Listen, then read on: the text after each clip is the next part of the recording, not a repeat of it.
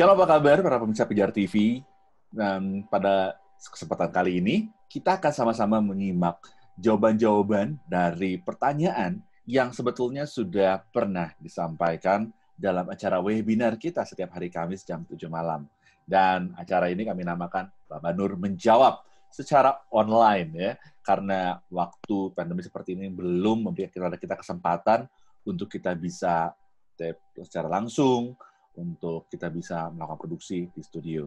Tapi itu tidak menjadi halangan untuk kita tetap membahas pertanyaan-pertanyaan yang akan diberikan oleh Bu Syafa kepada Bapak Dr. Bambang Nursena.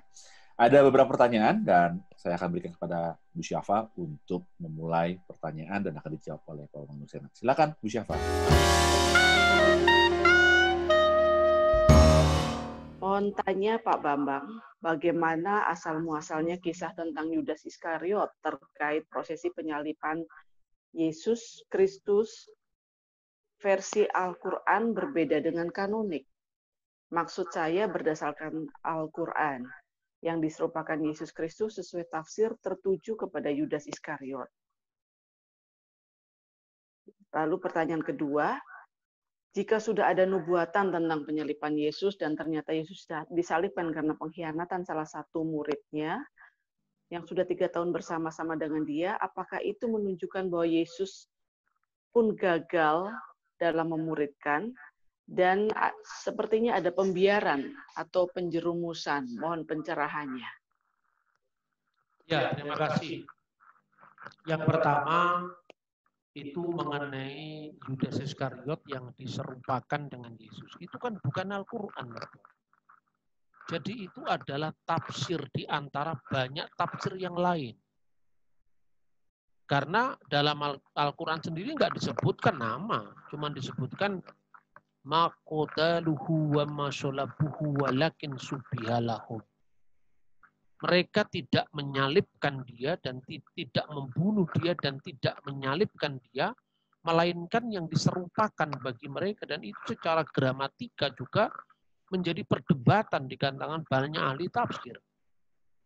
Maka di sepanjang sejarah Islam itu selama ratusan tahun, itu ada nama Simon dari Kirene yang disalibkan. Ada yang menunjukkan Sergius yang disalibkan. Ada versi Yudas Iskariot yang disalibkan. Ada sesuatu yang disalibkan tapi itu bukan orang. Jadi ada banyak. Kenapa kita harus mengikuti tafsir dari abad ke-9, abad ke-10, di abad ke-7 itu belum ada kok tafsiran itu. Nah, makanya kan saya selalu menekankan yang namanya pendekatan historis. Pendekatan historis itu kita pegang karena untuk mencari solusi. Kalau setiap orang mengatakan ini dasarnya wahyu, ya tidur saja untuk keyakinan. Ngapain ngurusi keyakinannya orang? Ngapain kita memperdebatkan kitabnya orang? Kita bukan kitab kita, kan gitu kan? Makanya bagi saya ingin mengatakan kalau hanya untuk soal historis, tanpa membaca kitab pun Yesus itu pasti disalib kok, itu fakta sejarah. Kita bisa membaca tulisannya Cornelius Tacitus, yang seorang senator Romawi tahun 95, dia nulis. Kita bisa membaca tulisnya Flavius Josephus, tahun 90, dia menulis. Kita bisa membaca tulisnya Mara ben Serapion, seorang filosof Stoa yang tinggal di Antioquia sekitar tahun 120, dia menulis. Semua mengatakan Yesus disalib. Kenapa kita harus ngurusi tafsirannya orang dari abad ke-8, abad ke-9, 700 tahun lebih setelah peristiwa? Ini nggak relevan. Gitu loh. Bahkan buku-buku apokrif pun yang muncul di kalangan Kristen itu tidak pernah menyoalkan historis Yesus itu disalib. Yang mempersoalkan itu kan kelompok gnostik. Nah, kelompok gnostik itu misalnya Injil Yudas. Tapi dalam Injil Yudas yang disalib itu kan hanya bayangan sebetulnya. Nah, karena Yesus itu tidak pernah jadi manusia benar-benar menurut bidat gnostik ini, ya jadi semu saja itu, tidak konkret. Maka bagaimana bayangan bisa disalib? Gitu loh. Dan itu muncul dalam tulisan Basilides. Itu kan dari abad-abad akhir. Kenapa kita harus pusing dengan tulisan tafsiran orang? Makanya bedakan antara sejarah dan penafsiran. teks dengan penafsiran terhadap teks. Saya kenapa ingin mendekatkan kita kepada gereja kuno? Karena apa? Ini kan menghindari banyaknya penafsiran-penafsiran yang ditarik menurut konteks zaman kita yang kadang-kadang tidak cocok, bahkan sering tidak cocok dengan peristiwanya. Nah, itu yang pertama. Kemudian yang kedua, mengenai apakah Yudas sudah tahu kalau dia seorang pengkhianat. Ini pertanyaan seperti ini ketika ditanyakan itu gampang saja jawabannya. Ketika iblis sudah menguasai seseorang, dia sadar apa tidak? Bahkan kadang-kadang kalau kehendak kita pun ada di situ, tapi kemudian karena ambisi kita, keinginan kita itu di luar batas menakar diri kita, akhirnya apa? Kita welcome kepada setan. Kan? Itu yang terjadi pada Yudas. Bedakan dengan Petrus. Petrus ketika dia menyangkal Yesus, itu kan spontan karena dia melihat bahwa Yesus yang diharapkan ternyata dalam tanda kutip kalah waktu itu karena ternyata dia bisa ditangkap. Ketika dia di rumah imam besar dan orang menuduh dia, bukankah kamu termasuk salah seorang dari muridnya? Dalam kondisi spontan itulah mungkin dia takut, mungkin dia mengatakan, sungguh aku bukan muridnya. Aku tidak mengenal dia. Lalu hamba imam besar itu tidak bisa kelabui oleh Petrus. Itu tampak dari dialek bahasamu, dari logat bahasamu. Dia logatnya kental. Orang Galilea seperti saya ini berbahasa Indonesia kental logat Jawa, ya kan? Orang nggak bisa nyangka lagi kalau dia memang asal dari sana. Tapi kemudian Petrus menyadari kesalahannya dan dia memberikan dirinya dituntun oleh Roh Tuhan. Ketika dia dalam keputusasaan, ya, dia kembali ke profesinya semula. Sebagai apa? Tukang ikan itu di danau Tiberias. Kemudian Yesus menampakkan diri, Simon anak Yohanes, apa engkau mengasihi aku lebih daripada yang lain, termasuk lebih dari orang lain, atau lebih dari profesimu ini? Tuhan, kau tahu aku mengasihi engkau. Sampai 3 kali baru nangislah Petrus itu karena dia menyadari kesalahannya. Gembalakanlah domba-domba. Dalam perjalanan kehidupan Petrus, toh akhirnya dia hampir putus asa. Dalam kisah Quo Vadis itu yang muncul dari abad kedua itu.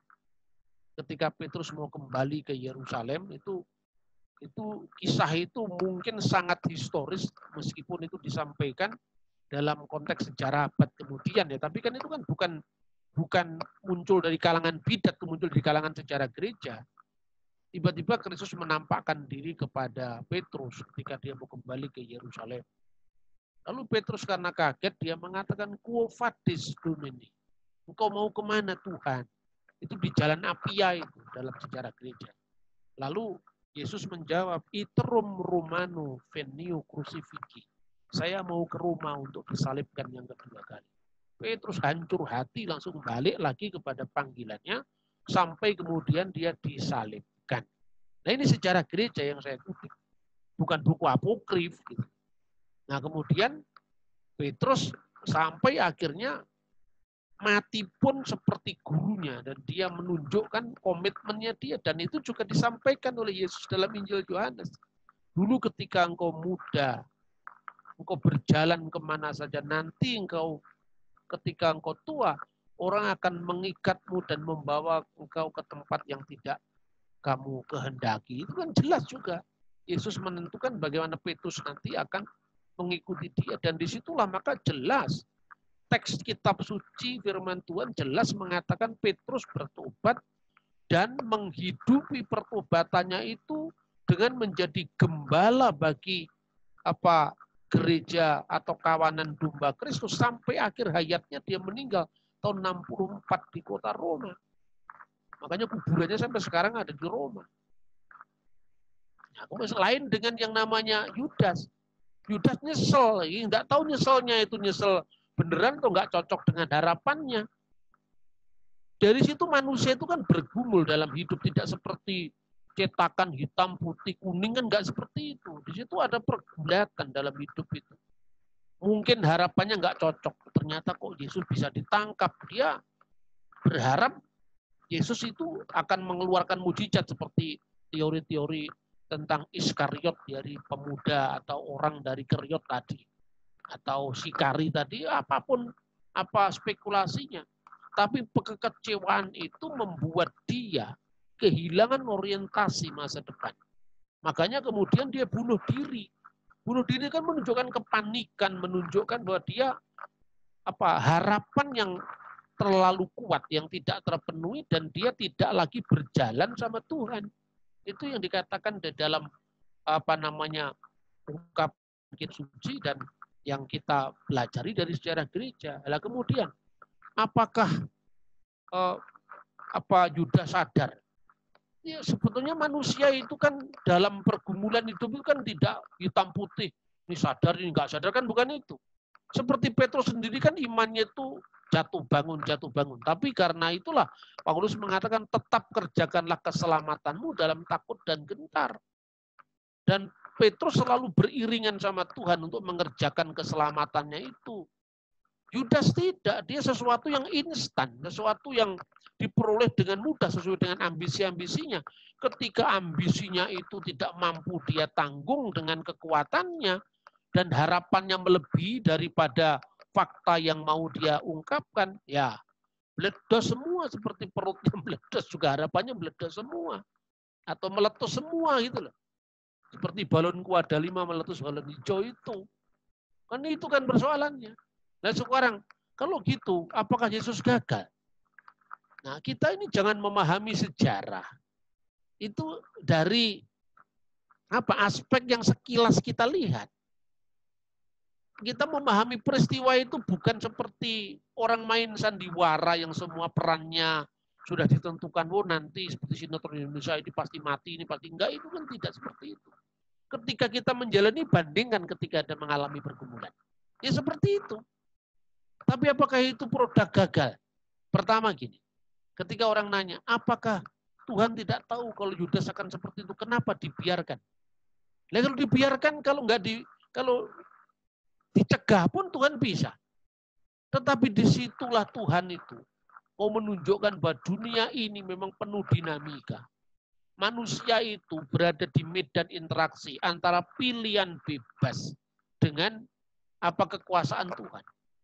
Jadi manusia itu dihukum. Karena apa? Karena pilihan bebasnya dia memilih yang jahat. Pertanyaannya, apa Tuhan tidak tahu? Tuhan Maha tahu. Tetapi Tuhan tidak mau, kan? Itu konsekuensi dengan kebebasan yang Tuhan berikan kepada kita. Kan gitu kan? Makanya Adam.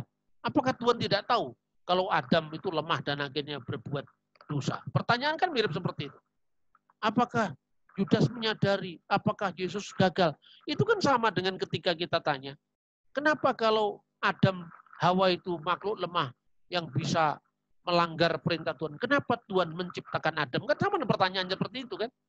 Nah maka pertanyaan itu tidak sederhana menjawab hitam dan putih, tidak. Tetapi ini sesuatu yang ya bergumul antara kedaulatan Tuhan dan pilihan bebas manusia.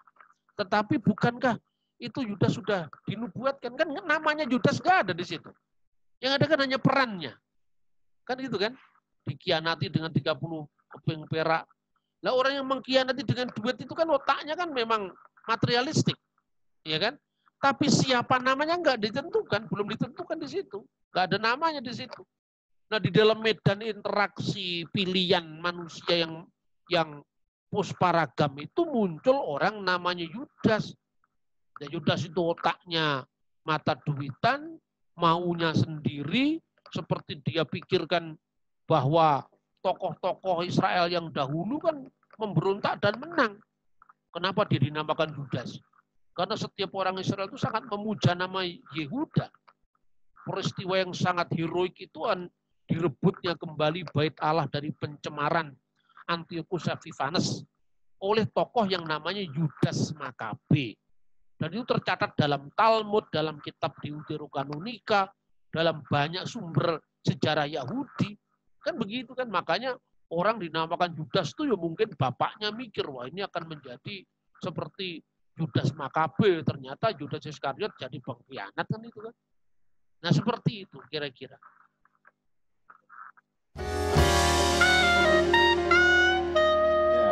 Demikian para pemirsa Pijar TV, kita sudah mendengarkan jawaban dan penjelasan dari Bapak Bambang Nursena, dan harapan kami adalah apa yang sudah dijelaskan saat ini itu juga bisa memberikan kejelasan bagi kita tentang iman kita tentunya ya.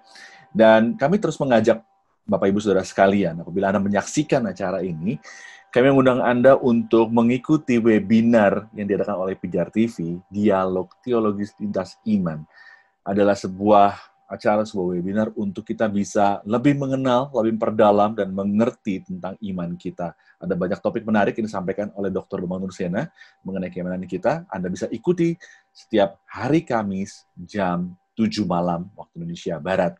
Dan Anda bisa mengklik link untuk pendaftarannya di bit.ly/dialog lintas iman atau bit.ly/dialog lintas iman.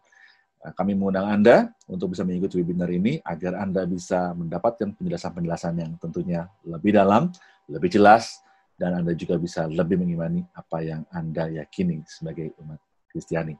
Kami ucapkan terima kasih kepada Bapak Bambang Nursena yang sudah memberikan penjelasan kepada kita, dan kita akan bertemu lagi dalam acara Baba Nur Menjawab. Terima kasih, Tuhan Yesus memberkati.